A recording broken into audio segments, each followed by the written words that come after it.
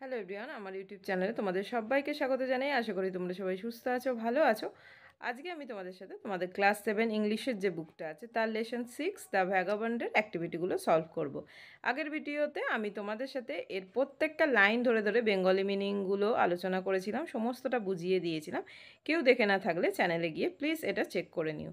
তো আজকে চলো তোমাদের সাথে দ্য ভ্যাগাবন্ডের অ্যাক্টিভিটিগুলো শেয়ার করব। ভিডিওটাকে কেউ স্কিপ না করে পুরো দেখতে থাকো। অ্যাক্টিভিটি 1-এ তাহলে দেখো কি আছে, choose the correct answer from the given alternative. এখানে 3টে করে অপশান আছে, যেটা সঠিক সেটা আমরা লিখে নেব বা পাশে রাইট চিহ্ন দিয়ে নেব। দেখো, the vagabond wishes to have his bed. তাহলে যে ভবঘুরে তার সে কীরকম কিসের মধ্যে বিছানা পেতে চেয়েছিল, আমাদের সেকেন্ড অপশান হবে ইন দ্য বুশ। তাহলে এই অপশানটা আমাদের হবে 2 নম্বর অপশানটা। তারপরে বিতে কি আছে চলো আমরা দেখে নিই। বিতে আছে দেখো, the vagabond press for a life. তাহলে ভ্যাগাবন্ড একটা কীরকম জীবনের জন্য তার ইচ্ছা ছিল, সে প্রার্থনা করেছিল, সেটা তাহলে কোন অপশান হবে? দেখো এখানে হবে আমাদের অপশান 1 যেটা আছে, in close contact with nature, number 1। তারপরে দেখো, the vagabond does not seek. সে কোনটার সন্ধান বা সেটা সে চায়নি, কোনটা চায়নি? এখানে আমাদের অপশান 2 ওয়েলথ হবে। তারপরে দেখো অ্যাক্টিভিটি 2-তে কি আছে, identify which of the following statement are true and which are false. তাহলে এই যে স্টেটমেন্টগুলো আছে তার মধ্যে আমাদেরকে দেখতে হবে কোনটা ট্রু আর কোনটা ফলস। যেটা সত্যি সেইখানে আমাদের সেটা ট্রু হবে, আর যেটা মিথ্যা সেখানে ফলস হবে। এবার এর সাপোর্টিং স্টেটমেন্ট দেখো, এখানে বলেছে give a supporting statement for each of your answer. তো এখানে যেটা সত্য বা মিথ্যা হবে তার বেসিকে, কোন সেন্টেন্সের বেসিকে আমরা সেটা লিখছি সেইটা কিন্তু আমাদের বলতে হবে। তাহলে এখানে দেখো, the vagabond wants the way to be far away from him. তাহলে দেখো কি বলছে, যে ভবঘুরেটি চেয়েছিল অনেক দূরের পথ। এটা হবে না, এটা কিন্তু আমাদের কি হবে, মিথ্যা। এটা আমাদের ফলস হবে। কেননা আমাদের এখানে সাপোর্টিং স্টেটমেন্ট কোনটা হবে আমি একটুখানি দেখিয়ে দিই, এটা লিখে নিচ্ছি এখানে। এটা কিন্তু ফলস হবে। তো সাপোর্টিং স্টেটমেন্ট দেখো, এখানে চলে আসো। দেখো এর সাপোর্টিং স্টেটমেন্ট এইটা হবে, অ্যান্ড দ্য বাই ওয়ে নাই মি। এটা দেখে দেখে এটা লিখে নেবে, এর সাপোর্টিং স্টেটমেন্ট এটা। আমি আর এটা লিখছি না। তারপরে নেক্সট দেখো, বি এরটা কি আছে, the vagabond dips the bread in the river water. ভবঘুরেটি নদীর জলে রুটি ডুবিয়েছিল। এটা আমাদের সত্য হবে। এখানে দেখো এটা আমাদের ট্রু এটা। তো এখানে আমাদের কোন সেন্টেন্সটা হবে দেখো, এই যে ব্রেড, এই যে দেখো এইটা, bread I deep in the river, এখানে বলেই দিচ্ছে এটা সত্য হবে। তারপরে চলে যাই আমরা সিতে, when autumn comes the birds are going to be happy with their chirpings. তো এখানে কি বলছে, যে দেখো এখানে বলছে যে যখন হেমন্ত আসে তখন পাখিরা খুশি হয় আর কলতান করে।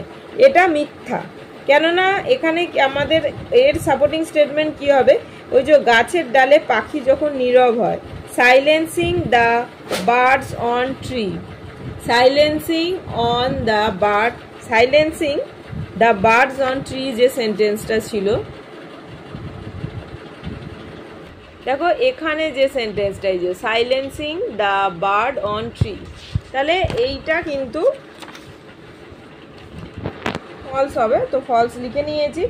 ডি এরটা দেখো, the vagabond will not fear to face autumn or winter.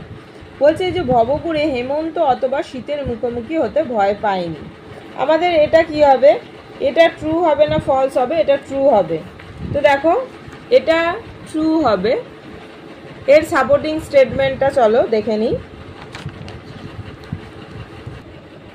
এর সাপোর্টিং স্টেটমেন্ট দেখো এটা হবে, not to autumn will I yield, not to winter even. এটা আমাদের সাপোর্টিং স্টেটমেন্ট। তো এখান থেকে এত অবধি আমরা লিখে নেব। অ্যাক্টিভিটি 3তে দেখো কি আছে, কমপ্লিট দ্য সেন্টেন্স মিনিংফুলি।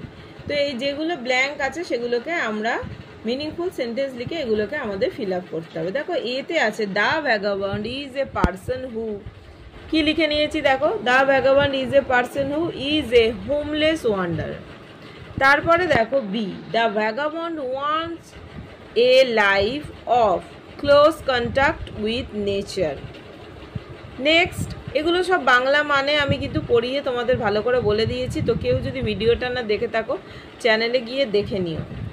আর এখানে যদি কোনো বাংলা মানে বা কিছু বুঝতে অসুবিধা হয় কমেন্ট বক্সে জানিও, অবশ্য আমি ওটার অ্যান্সার দেবো। দ্য ভ্যাগাবন্ড আস্কস ফর, দেখো এখানে কি লিখেছি, sky above his head and road under, এখানটা একটুখানি বুঝে না, এখানে জায়গাটা ধরেনি, আন্ডার হিজ ফিট, FEET। তারপরে দেখো নেক্সট ডিতে আছে the vagabond does not wants a friend to know him. এগুলো অ্যাক্টিভিটি 3 ছিল। এবার আমরা চলে যাব অ্যাক্টিভিটি 4-এ। তো অ্যাক্টিভিটি 4-এ আছে অ্যান্সার দ্য ফলোয়িং কোয়েশ্চেন। এতে আছে দেখো what kind of A life does the vagabond want. তো কী ধরনের জীবন ভবঘুরে ব্যক্তিটি চেয়েছিলেন। তো এটা আমি খাতার মধ্যে লিখে নিয়েছি, তোমাদের সাথে আমি শেয়ার করছি। অ্যান্সারটা লিখে নিয়েছি দেখো, the vagabond wants the life of a tramp. He dreams of journeying through nature's beauty. He has no desire for friends, riches or love. He desires the sky above and the road below. তারপরে next দেখো বিতে কি আছে, what are the things that do not interest the vagabond. কোন কোন বিষয় ভবঘুরে ব্যক্তিটিকে আকর্ষণ করে না। তো দেখো এখানে লিখে নিয়েছি the vagabond is uninterested in wealth, love or friendship. Also the comforts of home do not attract him. তারপরে নেক্সট শীতে দেখো কি আছে, what would the vagabond do when winter falls. তো দেখো এখানে আমাদের কি বলছে যে যখন শীত নামবে তখন এই ভবঘুরে ব্যক্তিটি কি করবে। তো দেখো এখানে শীতে আমি কি লিখেছি, in winter when the fireside place is warm, still then the vagabond will not surrender to winter. He will keep on his own lifestyle. তারপর নেক্সট দেখো ডিতে কি আছে, how does the poet describe a field in autumn. শরতের ক্ষেতের বা মাঠের কেমন বর্ণনা দিয়েছেন। তো দেখো ডিতে কি লিখেছি, the poet describes the autumn field as frosty and white as milk. তারপরে দেখো ইতে কি আছে, why does the poet repeat the second stanza once again? দ্বিতীয় স্তবকটার কেন পুনরাবৃত্তি বা আবার তিনি কেন রিপিট করেছে বা পুনরাবৃত্তি করেছে। তো দেখো কি লিখেছি, the poet repeats the second stanza once again to express his keenness on the vagabond life and his distaste for common life.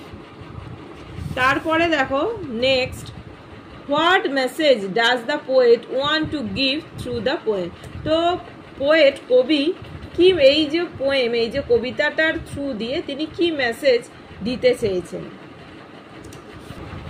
তো এর অ্যান্সারটা দেখো কি লিখেছি, the poet through the poem wants to give the message that if a man once hears the irresistible call of nature, he cannot help responding to it. Nature captures him under her spell and all worldly comforts. Social bindings become useless. তো এখানটা দেখো কি বলছে যে কবি এই কবিতার মাধ্যমে এই বার্তা দিতে চাইছেন যে একজন মানুষ প্রকৃতির ডাক একবার শুনতে পায় তাহলে সে তাতে সাড়া না দিয়ে পারে না। প্রকৃতি তাকে কি করে, নিজের যে জাদুকরী যে একটা শক্তি আছে তার সাহায্যে বশ করে ফেলে এবং যাবতীয় যে তার যে জাগতিক স্বাচ্ছন্দ্য সামাজিক বন্ধন সেটা তার কাছে অর্থহীন হয়ে পড়ে। মানে সে কিন্তু প্রকৃতির ডাকই শুনতে পায়, সেটাই এখানে বলছে। তো আজকে দেখো অ্যাক্টিভিটি 4 অবধি, তো অ্যাক্টিভিটি 4 অবধি তোমাদের সাথে আলোচনা করলাম। অ্যাক্টিভিটি 5 থেকে আমি নেক্সট ভিডিওতে তোমাদের সাথে আলোচনা করবো। তো থ্যাঙ্কস ফর ওয়াচিং। সবাই খুব ভালো থেকো, সুস্থ থেকো, সাবধানে থেকো, টাটা।